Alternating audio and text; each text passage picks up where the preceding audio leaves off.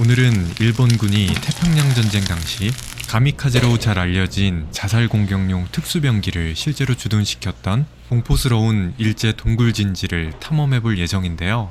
게스트하우스에서 간단하게 만든 조식을 챙겨 먹고 오늘의 걷는 여행을 떠납니다. 오늘도 역시 대중교통을 이용하여 목적지까지 가볼 건데요. 제가 묵었던 게스트하우스에서 골목길을 따라 나와 5분만 걸어가면 용문사거리 정류장이 나옵니다.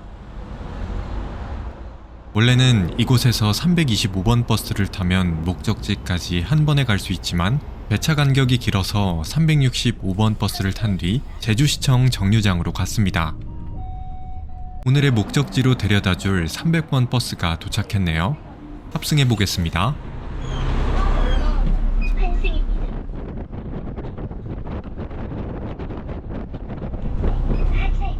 제주시청에서 약 40분을 달려 도착한 이곳은 함덕 환승 정류장입니다.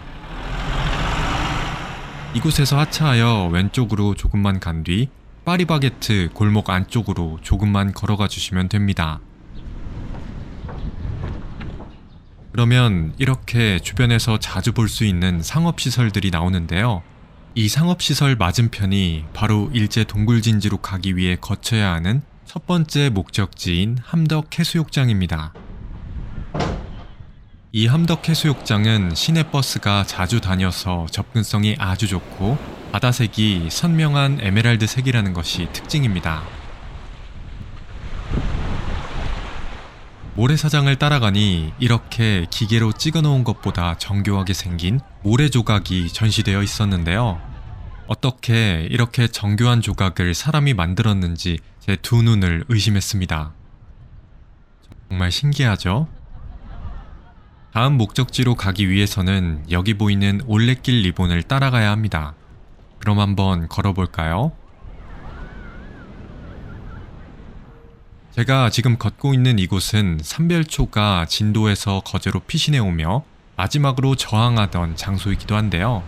몽골에 대항하여 끝까지 싸웠던 삼별초 항쟁이 이렇게 평화로운 곳에서 이루어졌다니 아직도 믿기지가 않는군요.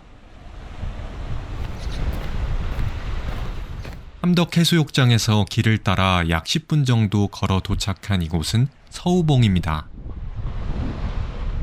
이곳에서는 제주도 북쪽의 아름다운 풍경뿐만 아니라 삼별초 항쟁, 제주도 4.3 사건, 그리고 일본군 동굴진지 등 우리나라의 가슴 아픈 역사의 한 장면을 생생하게 관찰할 수 있는 장소이기도 합니다. 그럼 한번 올라가 볼까요?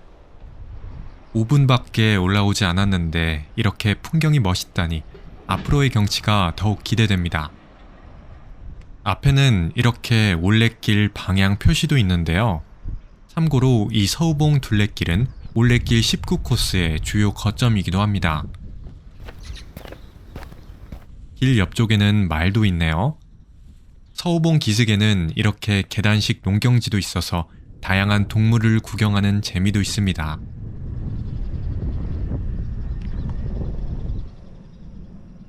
어느새 서우봉 안쪽까지 들어왔네요.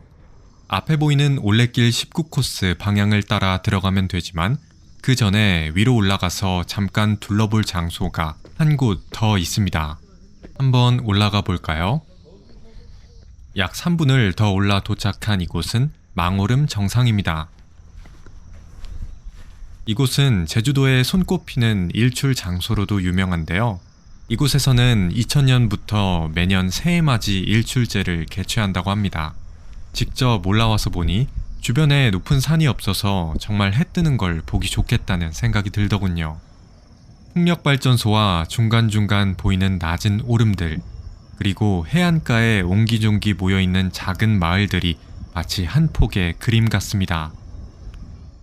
이제 다시 올레길 코스를 따라 안쪽으로 들어가 볼까요?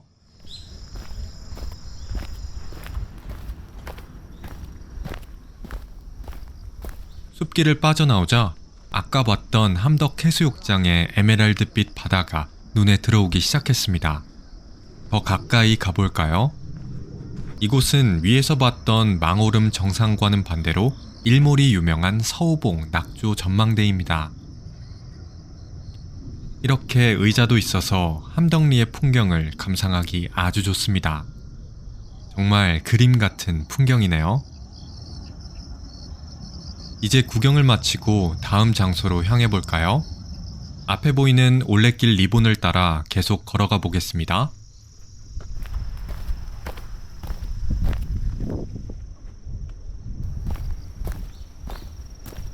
콘크리트 길을 따라 아래쪽으로 쭉 내려가자 이전에는 보지 못했던 위화감 가득한 화살표가 등장했습니다. 들어가기 무서워서 그냥 지나치려 했지만 너무 궁금해서 도저히 참을 수 없었습니다. 한번 들어가 볼까요?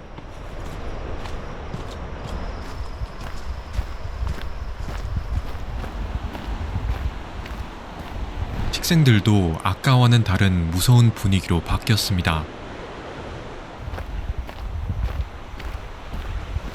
길을 따라 안쪽으로 들어가자 암흑의 공포가 느껴지는 무서운 동굴 하나가 등장했습니다.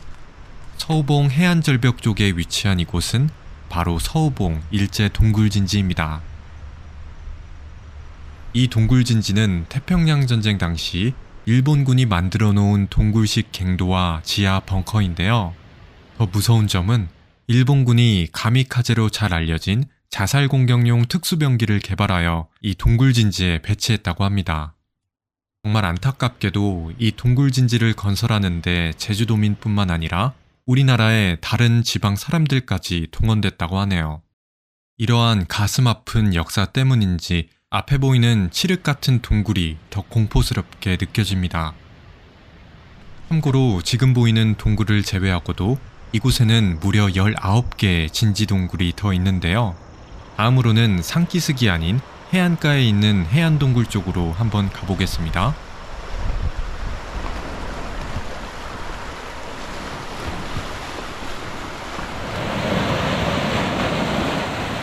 거친 돌무더기와 거센 파도를 지나 안쪽으로 들어가니 또다시 칠흑 같은 깊은 어둠이 보이기 시작했습니다. 안으로 더 들어가 볼까요? 이곳은 해안가에 있는 제4호 서우봉 동굴진지입니다. 어떻게 이런 바다 깊은 곳에도 땅굴을 파놨는지 정말 무섭다는 생각이 들더군요.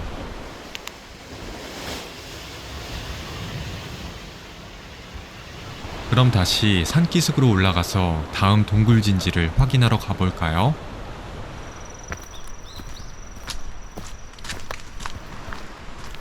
아까 봤던 동굴보다 훨씬 더 칠흑 같은 동굴진지가 등장했습니다. 지금 보이는 동굴이 바로 1-2번 동굴진지이며 이 옆에는 1-3번 동굴진지가 있는데요. 이렇게 하위 번호로 동굴 번호를 매긴 이유가 바로 옆 진지 동굴에 적혀 있습니다. 그럼 한번 가볼까요? 지금 보이는 동굴이 바로 1-3번 동굴진지인데요. 화면에 보이는 것과 같이 이 1번대 동굴은 왕자형으로 완공된 아주 치밀하고 체계적인 일본군 특공진지입니다. 이러한 특성이 바로 서우봉 동굴진지가 다른 곳의 동굴진지보다 훨씬 더 완성도 높은 군사시설이라는 것을 보여주는 예시입니다. 그리고 이 동굴 옆에는 멀리서만 봐도 인위적인 공포가 느껴지는 제2호 서우봉 동굴진지가 있는데요. 한번 가볼까요? 언덕을 넘자 전에는 볼 수 없었던 위화감 가득한 콘크리트 구조물이 등장했습니다. 가까이 가볼까요? 가까이 다가가자 마치 사람의 얼굴을 연상시키는 공포스러운 콘크리트 벽이 눈에 들어오기 시작했습니다. 일제의 만행과 제주도민의 고통이 고스란히 담겨있는 곳이라 더 큰 공포가 밀려오는데요. 카메라를 확대해서 보면 이렇게 태평양 전쟁 당시 기록된 것 같아 보이는 일본군의 글자가 새겨져 있습니다. 그냥 단순한 글자인데 왜 이렇게 공포스럽게 느껴지는지 모르겠네요. 그럼 계속 길을 따라 들어가 보겠습니다. 이번에도 콘크리트 벽으로 막혀있는 동굴진지가 등장했습니다. 이곳에도 역시 콘크리트 벽면에 한자가 적혀 있었습니다. 특이하게 아래쪽에는 한글도 적혀 있는 게 눈에 띄네요.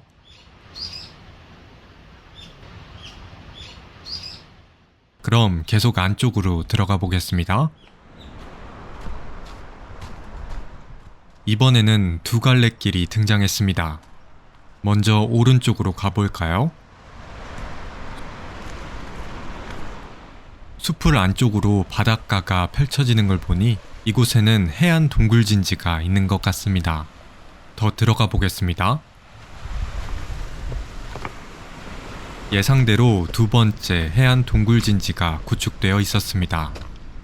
스산한 파도 소리에 흔들리는 나뭇가지들이 얼마나 공포스럽던지 혼자 이곳에 들어오니 너무 무섭더군요.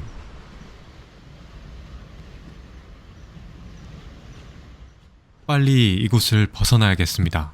이제 다시 위로 올라가서 산기슭을 따라 안쪽으로 더 들어가 보겠습니다.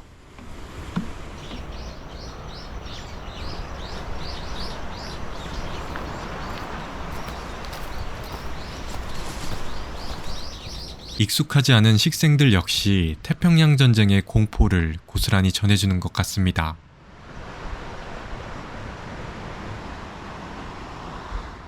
다음 장소인 해안도로 입구까지는 800m가 남았는데요. 바람에 사선으로 놓은 나무들로 끝없이 펼쳐진 숲길마저 공포스러운 느낌이 듭니다. 계속 들어가 보겠습니다. 안쪽으로 들어가자 두 갈래 길이 나왔습니다. 아쉽게도 추락 위험이 있는 절벽지라 진입이 금지되어 있었습니다. 너무 들어가 보고 싶었지만 책임질 수 없는 행동은 하지 않는 게 맞다고 판단하여 아쉬운 발걸음을 뒤로하고 이 동굴진지를 빠져나오기로 결정했습니다. 그럼 이제 밖으로 나가서 다음 목적지로 향해 보겠습니다. 밖으로 조금만 나가니 눈부시게 아름다운 바다와 예쁜 마을의 풍경이 눈에 들어오기 시작했습니다. 고작 20분 거리 속에 이렇게 아름다운 분위기와 공포가 공존하고 있다니 아직도 믿기지가 않네요. 이렇게 올레길 리본을 따라 안쪽으로 쭉 들어가면 북촌 마을이 나오는데요. 계속 길을 따라가면 올레길 19코스 종점으로 갈 수 있지만 저는 버스를 타고 제주도 북서쪽에서만 볼 수 있는 아주 신기한 광경을 보러 다음 목적지로 향할 예정입니다. 그럼 한번 가볼까요? 버스를 타기 위해서는 우선 큰 길로 나가야 합니다. 북촌 마을길을 빠져나와 약 5분 정도 걸어가니 눈앞에 버스 정류장이 보이기 시작했습니다. 이곳은 북촌리 해동 정류장인데요. 이곳에서 201번 버스를 타주면 됩니다.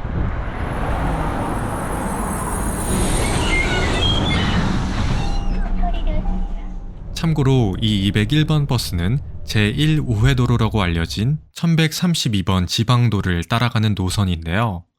제주도 해안가를 따라 오른쪽으로 크게 반바퀴 도는 노선이고 배차 간격이 약 15분 정도로 상당히 짧아서 제주도 걷는 여행을 할 때 없어서는 안 될 효자 노선이기도 합니다. 이 201번 버스를 타고 다음 목적지까지 가볼까요?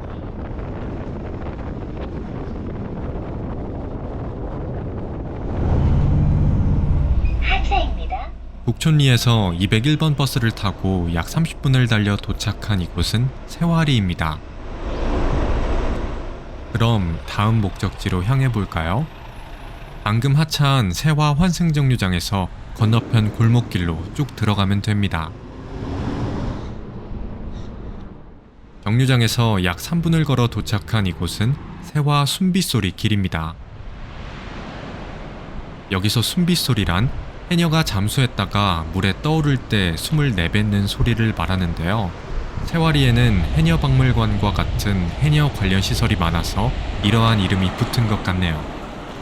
지금 눈앞에 보이는 세화 해수욕장 역시 에메랄드빛 바다를 볼 수 있는 곳입니다. 이곳에는 이 맑은 바다만큼이나 아름다운 풍경을 볼 수 있는 색다른 트레킹 코스가 있는데요. 그 코스에 대한 힌트가 지금 화면에 나오고 있네요. 그럼 이 트레킹 코스로 한번 이동해 볼까요? 앞에 보이는 올레길 표시를 따라 안쪽으로 들어가면 세화리에서 하도리로 진입하게 됩니다. 그러면 이렇게 올레길 21코스 공식 안내소가 나오는데요. 올레길 트레킹을 하시는 분들은 이곳에서 스탬프를 찍고 가시면 되겠습니다.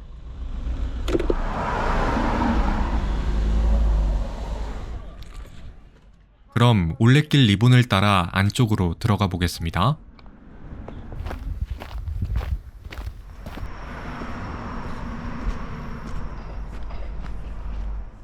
참고로 이곳은 올레길 21코스와 순빗소리길이 중복되는 트레킹 코스인데요. 조금만 더 길을 따라가면 하도리에서 볼 수 있는 아주 아름다운 풍경이 펼쳐집니다. 한번 걸어볼까요? 올레길 21코스 시작점에서 약 15분을 걸어가자 허브잎처럼 생긴 하늘하늘한 이파리들이 끝없이 펼쳐진 광경이 눈에 들어오기 시작했습니다. 이곳은 당근으로 유명한 제주도 구좌읍의 아름다운 당근밭을 감상하며 트레킹을 즐길 수 있는 난물밭길입니다. 난물밭길이라는 명칭의 유래는 면수동의 옛 이름인 난물마을에 있는 밭길에서 따왔다고 하네요. 그럼 넓게 펼쳐진 아름다운 당근밭을 감상하며 천천히 트레킹을 해볼까요? 당근밭과 낮은 화강암 돌담길 사이로 드넓은 밭길을 구경하며 걷는 이 상쾌한 느낌, 아직도 잊혀지지가 않네요. 참고로 겨울에 방문하면 이렇게 시원시원한 무밭도 구경할 수 있을 뿐만 아니라 직접 당근을 수확하는 모습도 구경할 수 있으니 제주도 올레길 트레킹을 계획하고 계시는 분들은 참고하시기 바라겠습니다. 그럼 계속 길을 따라 가보겠습니다. 약 30분 정도 밭길 트레킹을 하니 다시 바다가 눈에 들어오기 시작했습니다. 이 무지갯빛 자전거길 뒤에는 조선시대 제주 동부 지역의 최대의 군사기지가 있는데요. 그곳은 바로 별방진입니다. 한번 구경해 볼까요?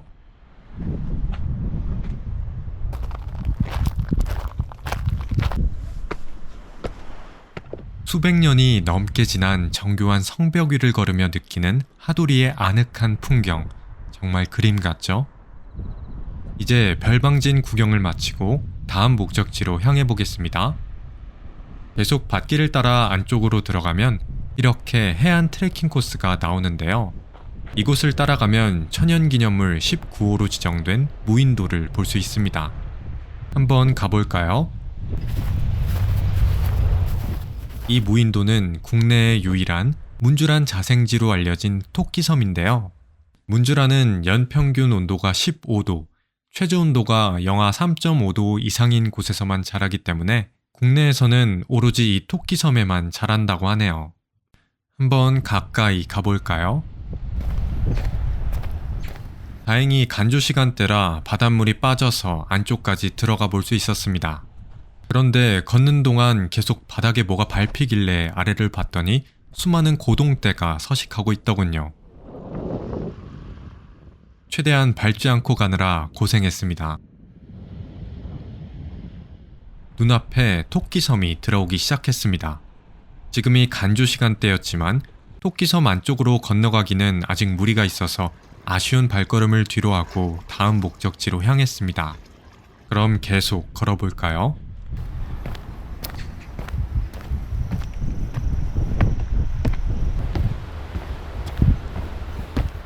이렇게 하도 해수욕장을 지나 앞으로 가면 다시 밭길이 나오는데요. 이 밭길 너머에 보이는 특이하게 생긴 두 개의 산봉우리가 바로 다음 목적지입니다. 한번 가볼까요?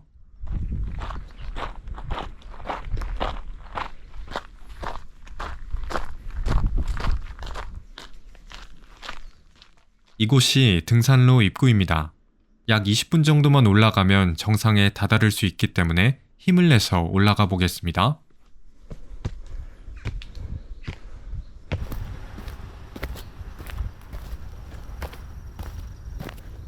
정상에 올라서자 제주도 동쪽 성산리의 아름다운 풍경이 한눈에 들어오기 시작했습니다.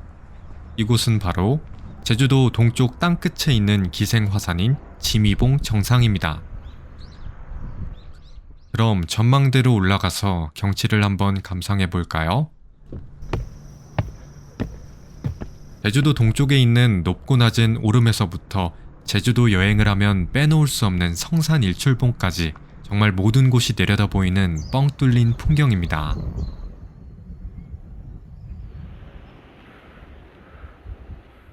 저 멀리 땅콩으로 유명한 우도도 보이네요. 이제 구경을 마치고 탐방로 쪽으로 하산해 보도록 하겠습니다. 계속 올레길 21코스를 따라 안쪽으로 들어가면 이렇게 작은 마을이 나오는데요. 이곳은 바로 한적한 제주도 시골의 풍경을 오롯이 느낄 수 있는 안농 반어촌 마을인 종달리입니다. 그럼 이 종달리의 골목길을 구경해 볼까요? 골목길 안쪽으로 들어가면 이렇게 자그마한 카페가 한 곳 있는데요. 이곳은 유퀴즈 46화에 출연한 카페로도 알려진 카페 바다는 안 보여요입니다.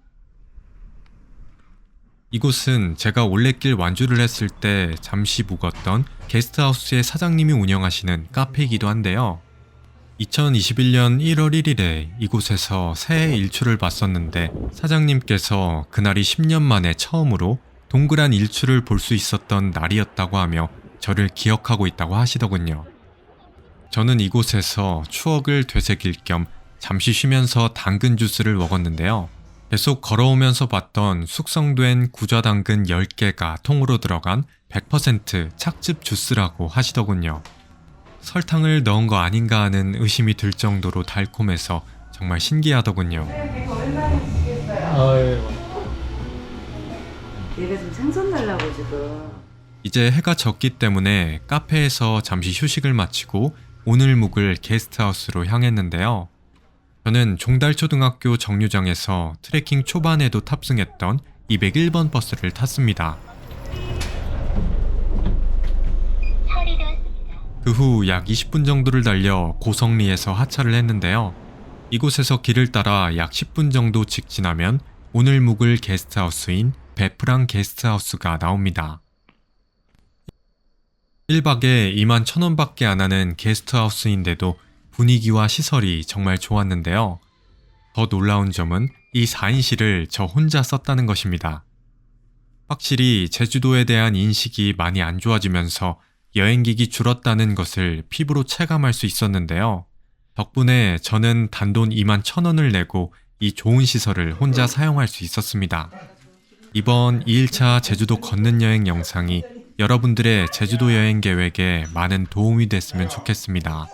그럼 다음에 더 좋은 제주도 3일차 걷는 여행 영상으로 찾아뵙겠습니다. 시청해주셔서 감사합니다. 기다려.